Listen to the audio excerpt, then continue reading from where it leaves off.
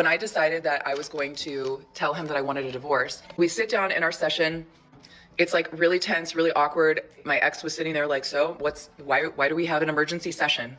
The therapist was like, Jamie, do you want to start? And I just started crying and I was like, I want a divorce. He sat there quiet. I'm sitting next to him crying. He didn't move. He didn't look at me. He didn't react at all. He just was stone cold. And eventually our therapist was like, would you like to respond? So he responded right away and he's like, fine, let's just go ahead and finalize the details. Like, I knew that I was ready to leave that day, but I couldn't believe that that was his reaction. There was no empathy. There was no compassion. There was no like wanting to fight for us, and I was like, so what are we gonna do? And he just kept playing and he was like, I already got an apartment. I already took my name off of the lease. So it was like within a couple days he moved out. Sometimes a single reaction reveals more than years of explanations ever could. Instead of trying to resolve the situation, she appeared more interested in provoking a response, and that often tells its own story. Looking at this exchange, it's easier to understand why he accepted the divorce without putting up much of a fight. Having babies out of wedlock is not slowing down, it's actually speeding up because men have checked out. Men are not afraid to be fathers, they are afraid to be husbands to women that bring drama, disrespect, and emotional warfare to their peace. So what happens? Men still want legacy. They're going to clap cheeks, but they gonna keep it moving. No vows, no risk, and no drama. It's very sad, but unfortunately, as women, we're doing it to ourselves. I have seen it firsthand, up close and personal. I used to be in the wedding industry, so I can tell when love is there and when it ain't. I can look at two people standing at the altar and say if they deeply love each other or not. You can see it in their eyes. And I'm telling you, I done been to enough weddings where it ain't been no emotions at the altar. It's nothing but performance for the photos. I have seen this countless of times, and I realized that as women, we have stopped marrying for love. Men marry for love and we marry for status and money. Trust and believe, men see this too. This is why they are opting out. No man signs up to feel like a wallet and not a partner. Men are absolutely tired of being used, discarded, and drained. Men didn't kill marriage. Women killed marriage, and men have just stopped volunteering to lose it all for women that don't even respect or love them. It's interesting how moments of honesty often appear when women least expect them. Without realizing it, she pointed directly at the issue that many couples spend years avoiding. Sometimes the truth slips out before the excuses have a chance to catch up. It's a lovely little PSA that nobody asked for. Oh boy, buckle up, kids. This one's about to get real. You wonder why the divorce rate's so high? You wonder why there's so many women in their 20s, 30s, 40s that are not in relationships or not getting married just because they plain don't want to? Or why there's so many single moms in the world right now? It's very easy, very simple. Women are not accepting the bare minimum. Oh, I see. Funny thing is, neither are men. And that's why we're walking away. Walking away in droves. So, what's any different between men and women in this? Let me say that again. Women are not accepting the bare minimum anymore. We heard you. And guess what? Neither are men. If you want to be a partner, please be a partner. If you want to be in a relationship, please give benefit. Okay, we actually agree on this point. You should be getting benefit from your partner. So why don't you tell us a few of the benefits that you're going to provide? To someone, I can pay my own bills, I can make my own food, I can raise my own kids. Okay, guess what? We can do all those things too. I understand that you're tired at the end of the workday, but so am I. But guess what? Someone has to do the laundry, someone has to make dinner, someone has to watch the kids. And someone has to mow the lawn, someone has to fix the car, someone has to... I could list a whole bunch of things that men do that really women don't count as doing chores, because it's not something they value. And the funny thing is, even when we do all those things, you discount it because, well, it's not done the way you would do it. If you're not going to do that with someone, then just don't do it. Okay, we hear you. That's why we're walking away. Because we can do it all ourselves. And so can we. And we have a lot less socks to turn right side in the laundry. Well, you got me there. I stand corrected. You see, I thought the things that women valued were love, respect, taking care of one another. Nope, I was wrong. You've enlightened me. It really comes down to one thing. The only thing that matters to women is whether the socks are turned in the right way. And people wonder why. Gentlemen are just plain done. Listen closely to the conversation and notice where the focus remains. When every sentence revolves around personal wants and personal feelings, it's difficult to build a partnership that feels balanced. That's one reason many men are becoming more intentional about finding women who prioritize cooperation and shared responsibility.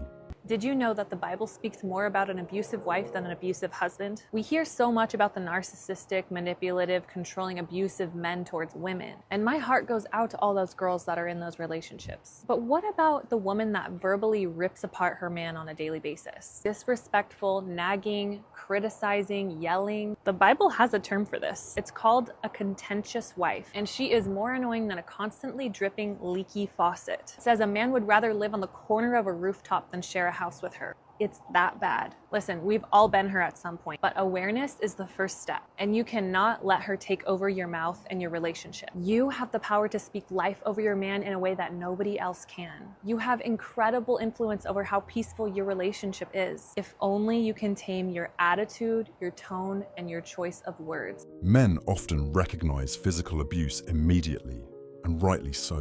What receives far less attention is the damage caused by constant insults, disrespect, and emotional erosion over time. Words repeated every day can leave scars that are just as difficult to heal. Men so angry at women who are divorcing. Part 1.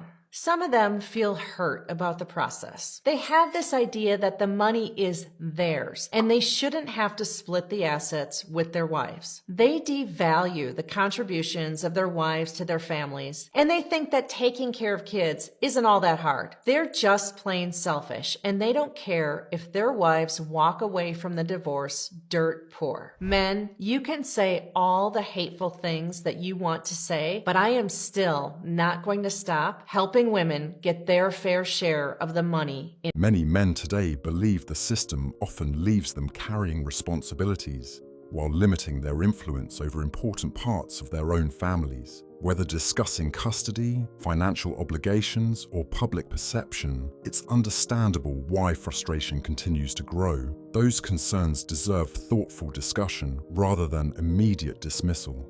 Why is it that every marital problem somehow gets pinned on the husband? She's unhappy, your fault. She's cold, you must not be affectionate enough. She yells, you are probably not listening. She's emotionally distant, you are not doing enough to make her feel secure. But no one's asking, what's it doing to you? Why are you walking on eggshells in your own damn house? Let me guess. You go to work, you come home, you help with the kids, the house, the bills, you fix what's broken, you solve the problems, you swallow your pain just to keep the peace. And what do you get? Criticism, coldness, attitude, and a running list of everything you don't do. Here's the harsh truth. You are not seen as a partner. You are treated like a project, something to be managed,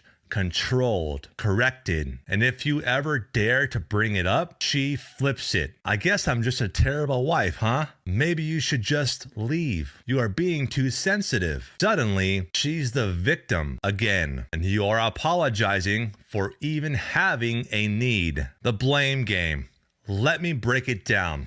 You are not her husband. You are her emotional punching bag. Because somewhere along the way, our culture made it normal to blame men for everything. If she's unhappy, it's on you. If the marriage is falling apart, you must have failed her. No one talks about her behavior. No one questions her emotional abuse. No one asks what it's doing to your confidence, your peace, your identity. She can disrespect you, deny you affection, manipulate your words, but you are still expected to be the stable one, the calm one, the provider, the protector. But brother, who's protecting you? Let me say something most men never hear. You are not always the problem. You are just the one carrying all the blame because you are the one who stays quiet. If you are in a relationship